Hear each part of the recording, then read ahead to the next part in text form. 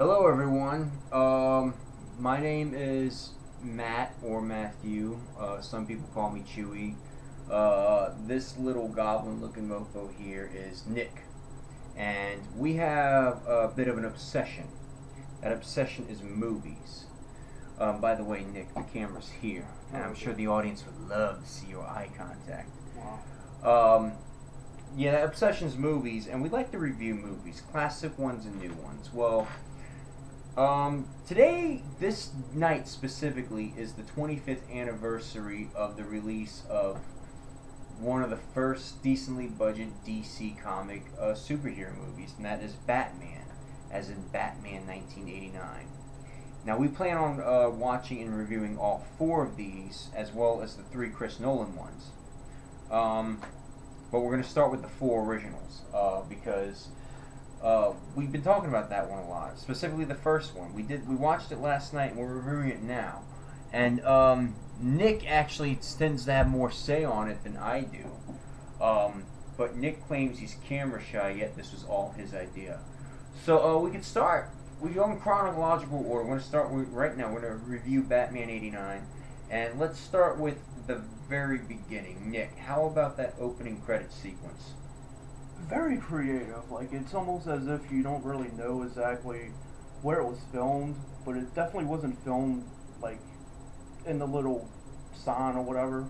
You can tell it was like a location, like a set or something, or say, It looked like a maze. yeah, like a maze, like, almost like it was a dark room, and they just zoomed the camera into it, and, I thought that scene alone was amazing. Well, and I remember when 25 years ago, when I, my father, and my brother Tommy saw that at the Belle Promenade Theater. I remember that opening sequence, and now it panned out at the end, and then all of a sudden, there's the Bat logo looking all dirty.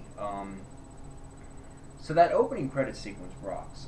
Speaking of which, after the Warner Brothers Pictures presents and the production company, the first actor's name you see before the title is not Michael Keaton. It is Jack Nicholson. Jack Nicholson. The villain of the movie got top billing.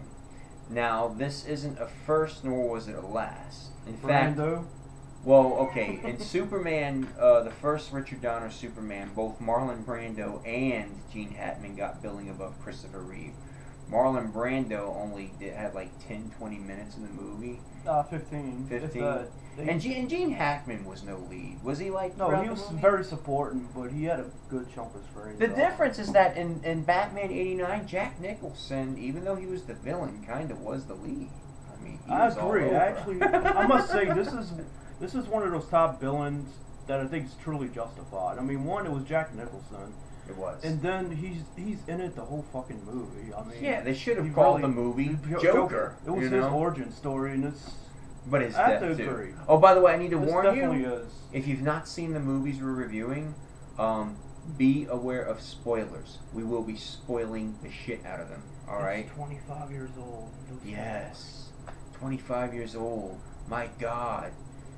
Anyways, okay. So Jack Nicholson top billing, then Michael Keaton, then Kim Basinger, and so on. But whatever, that's billing names. All right. And a bunch of Prince music. I was about to get to that next, because that very first scene after the logo, after the credits, you see that nice matte painting. He's like, is that really a matte painting? I thought that was a real city. I'm like, you're shitting me. Oh, I know that. No, I'm talking when I was a child. Oh, okay. It was convincing. Didn't register.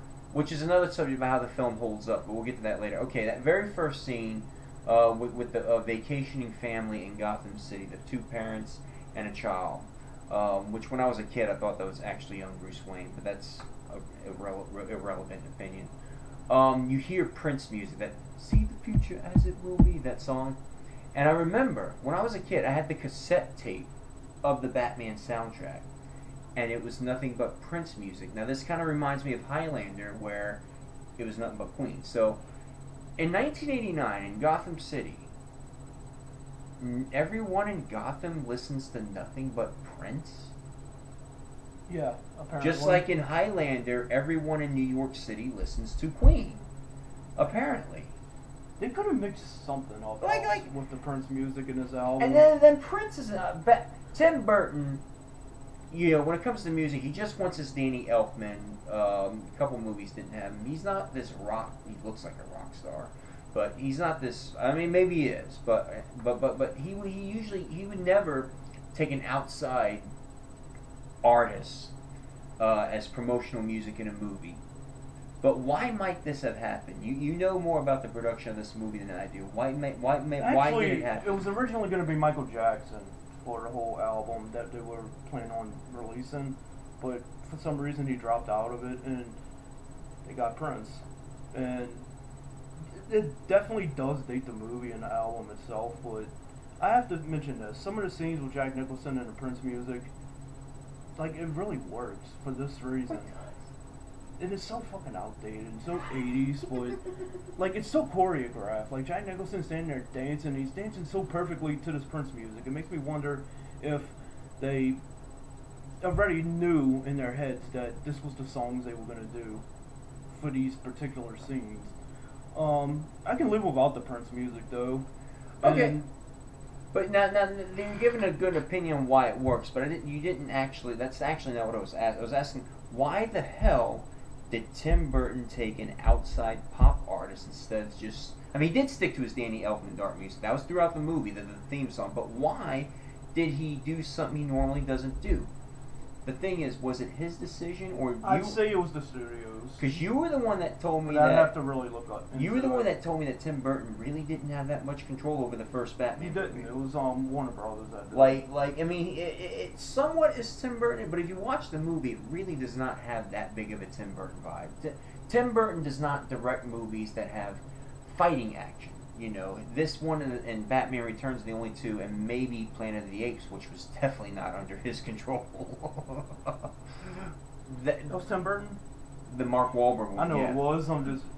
yeah, definitely. It doesn't feel like it at all. So, you know, but he did an excellent job at, you know, shooting fight scenes. It goes to show that Tim Burton does have bigger range than we all judge him for. We all judge him for this goth, macabre... woo, you know, but Tim Burton can do more than just that. So, all right, so so what's the movie about? Batman '89 is a simple story. No Batman. Batman is already Bruce Wayne's already Batman. He's an adult. And crime is rising in Gotham City. And Jack Grissom, Boss Grissom, as they call him, he's like the kingpin. Right, but they also call him Boss Grissom. And he practically owns even the police, some of the police, such as that asshole Ed Carr. Yeah. I say you're full of shit, Knox, that dude. He is interested, he is in love with the same blonde broad that Jack Napier, played by Jack Nicholson, the character's human name, is in love with. And I think there's this jealousy thing going on, and Grissom sets Jack up at the chemical plant that Jack is interested in getting stealing some documents from, because Jack is his character is a professional chemist and a gangster. It kind of goes to show you the danger level. So Grissom, with his connections to the police, actually rats out Jack Napier. But you know what? The police aren't who fucked up his operation. But another warning: there's going to be some harsh language in this. So if you don't like F-bombs or S-bombs, stop playing this video. It was Batman that fucked him up. He comes in because he heard, because he overheard Commissioner Gordon and say, "Hey, there's shit going on at the access plant, man. We gotta go take care of this." While he was having a party at his house.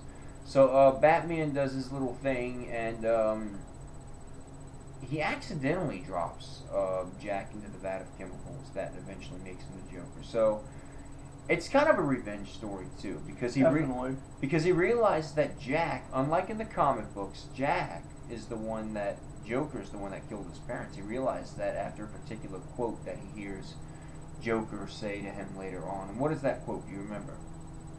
You ever dance with the devil in pale moonlight? Yeah, interesting little quote. So that's basically the premise of the movie. It's Batman versus Joker. Ain't nothing special. Ain't no special gangsta morals like you see in the Nolan movies, which is awesome, by the way. Just this good little superhero kicks butt a villain movie. Interesting casting choices.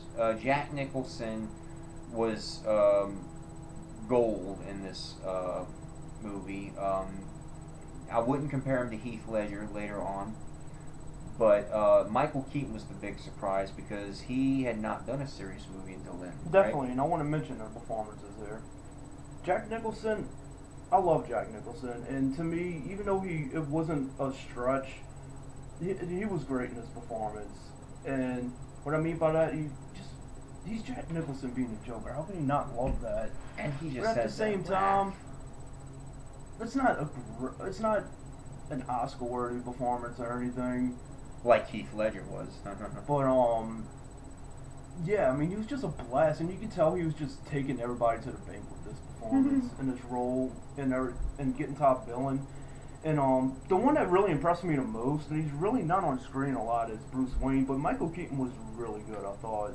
And the thing that I like about him being Batman was he's such this average like height guy, and he's really thin and lean, but he really pulled this off. I mean, I think so. And performance-wise, I think he probably gave the best performance in the whole movie. Yeah, especially because, like I said, he'd done nothing but comedies beforehand, and then he gets cast. Because it's the second movie he did with Tim Burton after Beetlejuice, so I'm sure that had something to do with it. I think they were first looking for a grade A macho action hero, similar to like Arnold or somebody.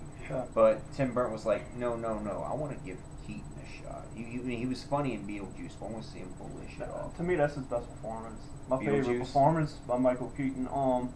Actually, I heard rumors that Bill Murray was going to be Batman.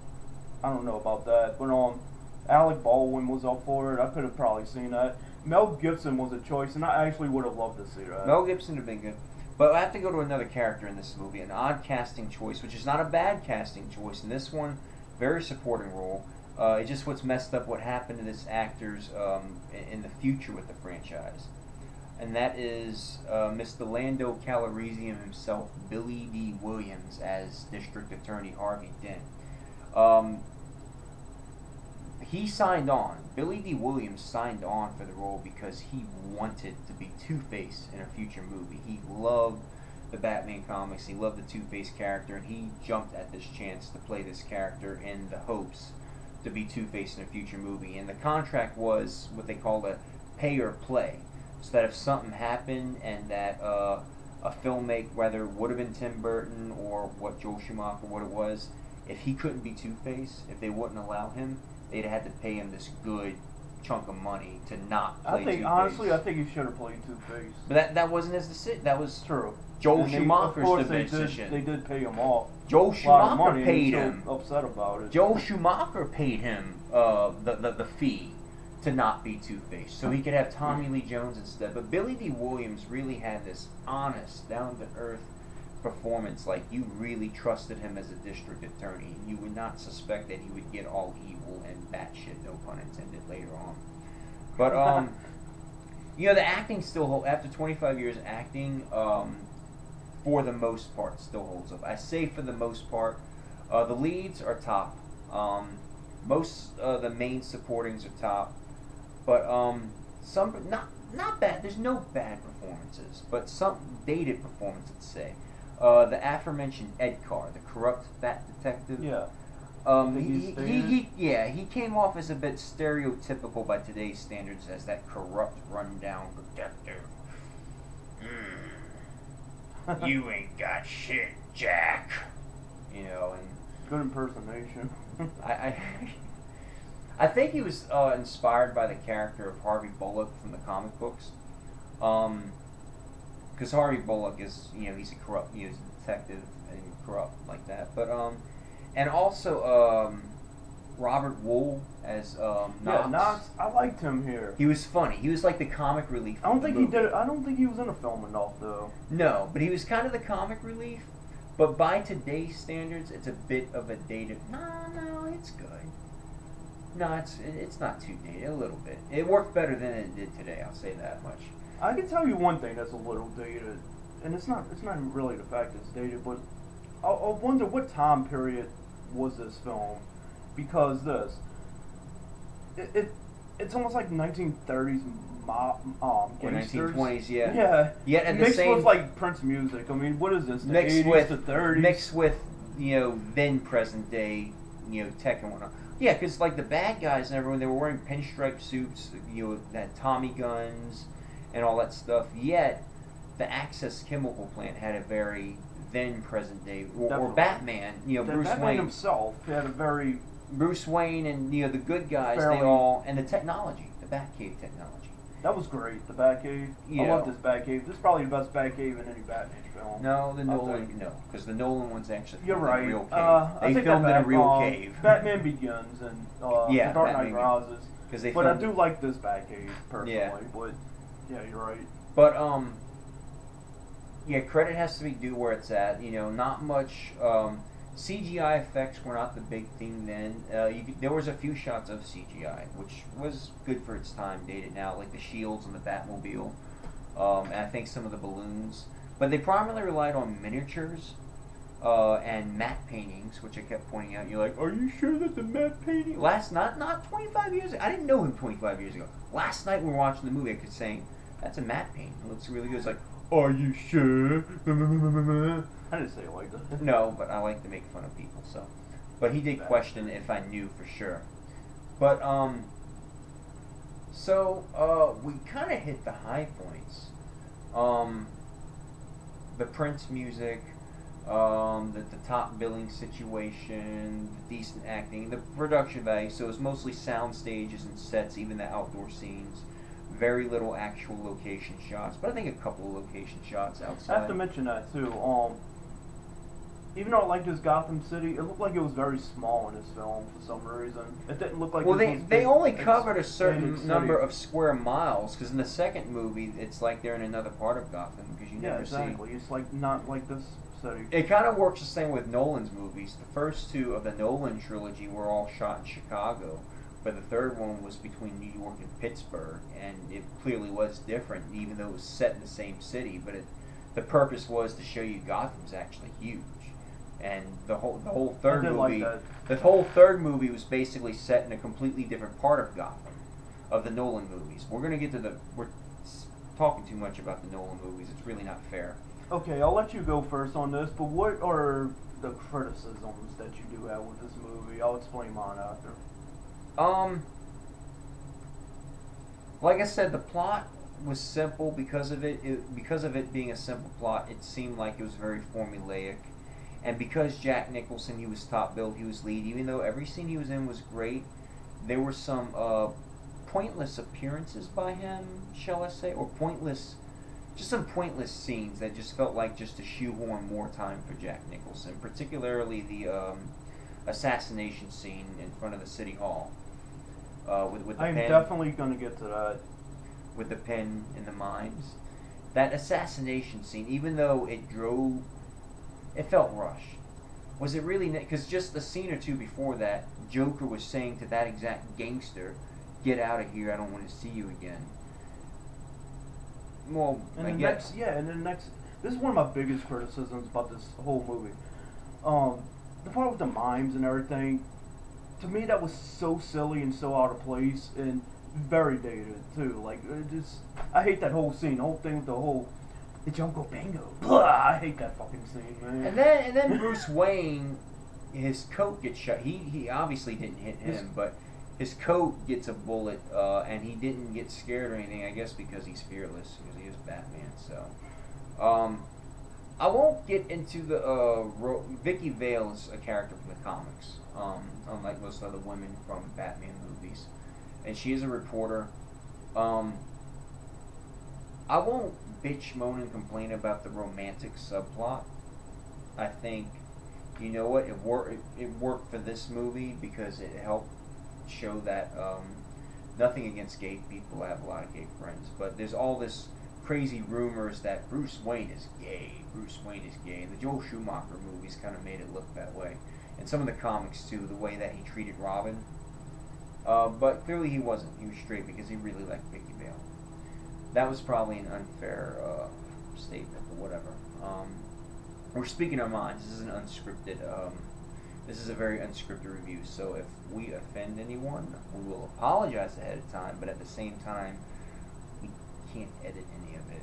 Just have to deal with it. But we're I cool was with not all thinking people. anything like you were thinking. We spoke about the other day when we talked about the Schumacher movies, but that's the Schumacher movies, specifically Batman and Robin. Oh, that makes Bruce Wayne suggest that he might be on edge.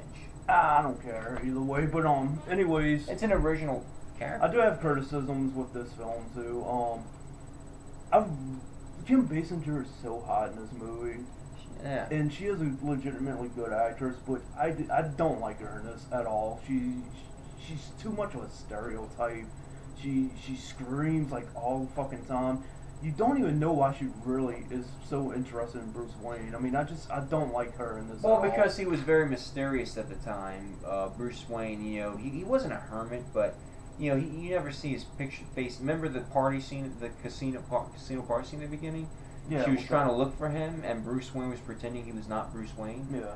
And then later reveals he was, because he's good at But keeping out of the in public. the real world, who would fall for that?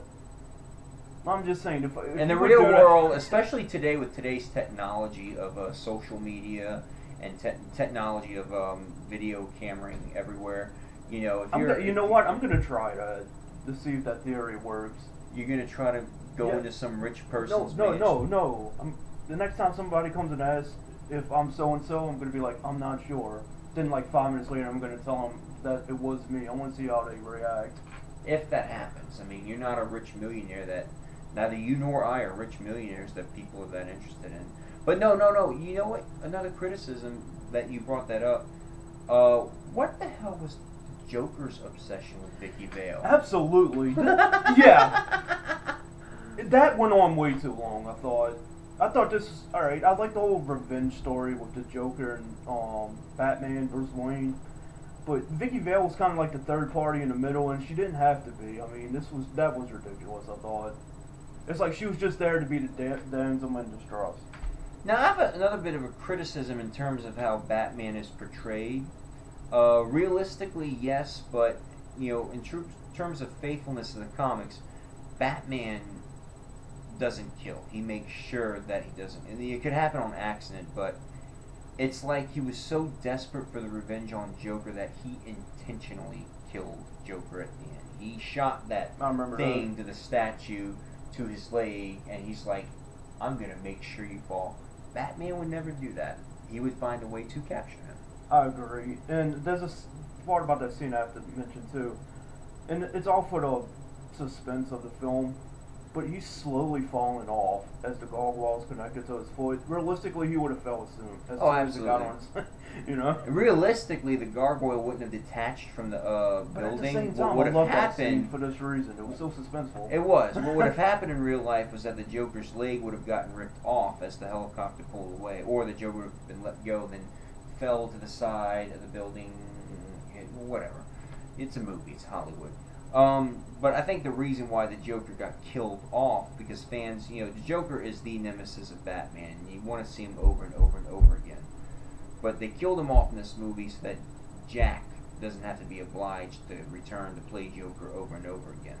He signed on for this one movie, got a killer deal. He signed on the condition that he got the top billing, that he got this huge cut, both a salary and royalties from the box office, and that's all he wanted.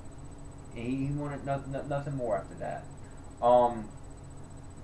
In terms of cast, back to cast, Michael Koff, the late Michael Koff, and the late Pat Hingle, the only two to appear in all four of the original Batman movies. Both good performances. Michael Koff was really a good Alfred, even though he kind of came off as a bit clingy because he was very old, unlike Michael Caine, who's more like... Very underwritten in this movie, I felt. Well, Gordon was also depicted Very as a good. bit not underwritten and more I don't like this guy as Gordon. Who, Pat Hingle? I don't like him as Gordon. Great actor, but... Yeah. Gordon, again, the Nolan movies, and I hate to keep bringing them up, but the Nolan movies depicted Gordon the way, as the tough guy, as someone firm and not that old, too, Gary Oldman was Gordon. Yeah, Gary Oldman. Perfect casting. Yeah. So, And thank God this Batman movie did not have bat nipples. We'll get to that when we get to the Schumacher movies. And I think we're about, if there's anything else you got to say, we've gotten to 25 minutes, just like the 25 years. Anything else you got to say before we end this? What do you rate it nowadays? I like the classic 4-star systems, probably a 3. I'd give it a solid 3. It holds up a little bit, but there's a lot of problems with it. But it's still entertaining, and it's really not the best Batman movie. It's spoiler, but yeah. And I'm just mentioning this scene because it's an awesome scene, the museum scene. So for those of you who haven't watched it, when you get to the museum scene, it's going to be one of those funny, over-the-top scenes that you just fall in love with. Another killer performance by Jack Nicholson and his Joker. But I think we're about to watch the second one, Batman Returns. So that's the end of this review. And I hope I didn't offend anybody. If I did, well, with that gay thing, you might have. Maybe. No, I'm cool with all people. I really am. That's kind of why I have the right to say that, because and the people that I know that would hear me say that kind of thing would laugh. Okay. No, they would. Dominic would laugh. I'm mentioning a friend who's not here, but all right. That's it. All right.